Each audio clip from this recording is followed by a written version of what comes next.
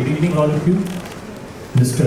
Takashi Suzuki, Mr. Matsumura, Srinivas Garu, Mr. Ramakrishna, and dignitaries on the dais. And today is your day, it belongs to you.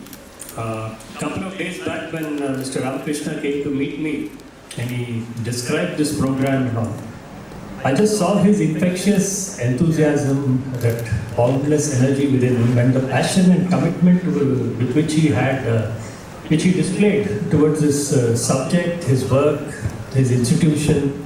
There was no way I could say no when he asked me to come for this meeting, and I instantly agreed. Rather, I found myself agreeing. I didn't have to make a conscious effort to agree. And I can see that it's a very solemn occasion, the beginning of a very fruitful partnership. So I'd like to wish you, of course, all the very best.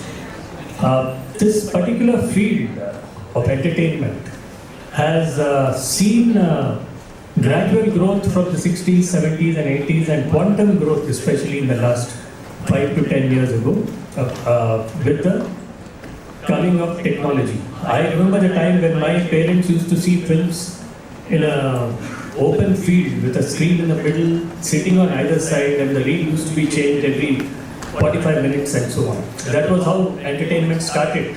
Then when it became a hit, people started seeing more and more capital flowed into it. We had full-fledged films, we had theatres, we had black and white films, and more capital, more technology came in. We saw CinemaScope movies, 70mm films, and so on. Then came a stage where great minds started coming into the film industry.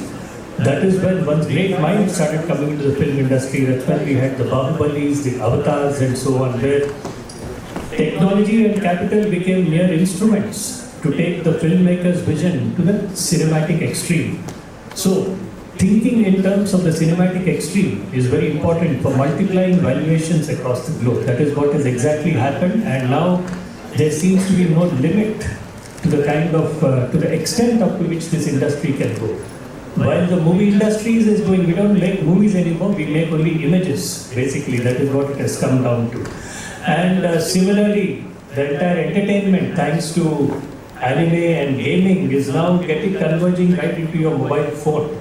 So you don't have to exert yourself much to get entertained, and gradually it will move into self-entertainment and so on. So with this shrinkage of the geographical shrinkage of your source of entertainment loaded with technology, this is the particular field which is now going to be a thriving field as we go ahead. And the creative field is full of different personalities, that's one thing, of various moods and eccentricities and so on. What I'm trying to say is this particular industry accommodates, it is from such people with just the right degree of madness that great ideas come up from. That's something that you're likely to see as you go along. Most of you are students of this discipline. You need to create content. Content creation doesn't come from normal minds, it comes from minds which are inclined in a particular way. That's what we see of the creative people. That's a typical trait of creativity. And now, content has to come home now. That's very, very important. India is perhaps the biggest market. Instead of adopting content straight away from abroad, from the Western countries or whatever, the typical games that we see and others, we have to now devise our own content. That is when we reach out to the inner depths of our geography, our people, and so on. Like Mr. Ramakrishna was saying, we have so many gods. For Monday, you have Lord Shiva. Tuesday, you have Lord Hanuman. Wednesday, you have Lord Vishnu again. So every god has his day in the Indian system. So there are umpteen themes that you can devise. Just the Ramayana alone will conjure up so many combinations of games and anime movies and so on. So it's a huge, fertile segment in which all of you can get to operate once you enter this field. Second most important thing, once you have entered this field through the channel of education, there's no difference between skilling and education these days. The gaps has vanished long back. Everything is competence-based, not degree-based. The Hyderabad is a best example of a place where you have a whole lot of students, a few lakh students pass out with degrees in hand, they're not able to write a single sentence. But then they have a degree in hand. So therefore, there are various reasons for this. So that's not the important thing here. What is the degree you have is not important. What is your competence? What is your demonstrated skill? That is what is going to lead you to either to employment or to self-employment. Or more than anything else, in a field like this, your own contribution is what you value, irrespective of the consequences. That's the beauty of the entertainment field. Everybody is proud of his own creation. Everybody is proud of what he has, the joy that they have spread all around the place. The money is secondary. It will come by itself. It's incidental.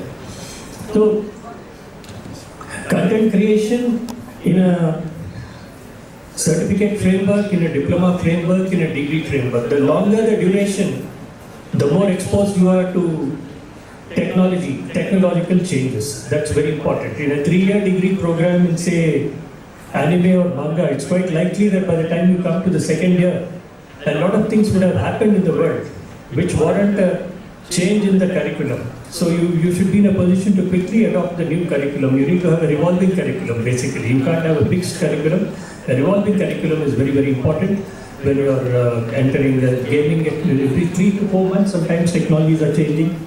Or sometimes after 1 year, you'll have a quantum change in the entire process itself.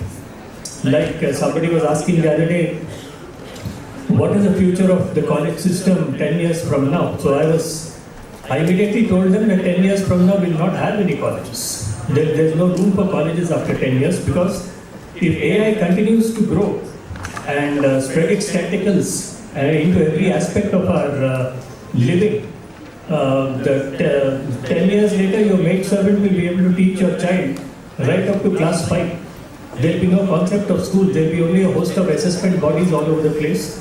That's it. So we'll have to relook at our own existence. And then thirdly, you have to be lucky to have parents who can, first of all, encourage you to get into a profession like this, first of all, into acquiring an offbeat entertainment degree.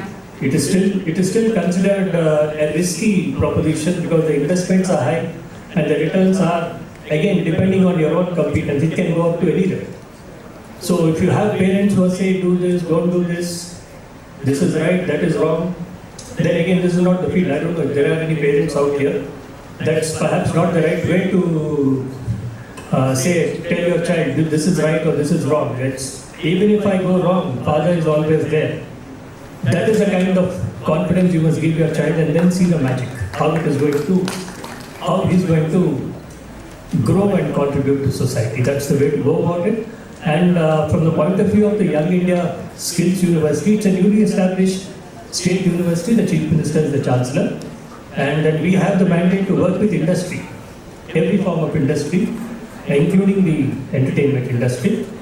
My limited take at this juncture would be to say that, number one, we can carry out co-branded programs with industry because being a university with a UGC 2F, we can give degrees, diplomas, certificates to lend a certain authenticity to programs undertaken by colleges. We have the power to affiliate colleges and so on. We have the power to affiliate courses, which are far more preferable than affiliating institutions.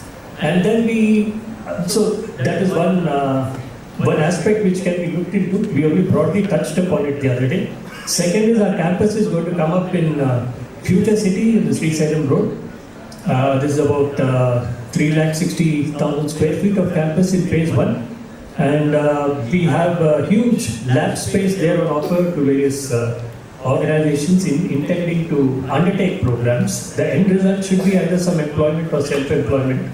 And we would be ready to consider offering space for you free of cost to set up your labs and things over there. And that is one thing. We can discuss about it and see the scope of your operations. It's going to be slightly far away, but there will be hostels attached to it. These are the 3 to 4 aspects that I wanted to touch upon today. And the rest is, of course, I would only say that you're in a field where you have to simply enjoy yourself. You have to enjoy doing what you have.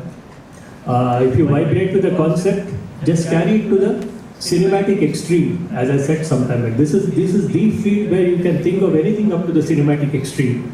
Initially, it might look like it's too grand and so on. Then when you start deconstructing the steps one by one into what are the doables immediately, then you suddenly realize that after the first and second steps, just about everything is realized. That's the way life goes on.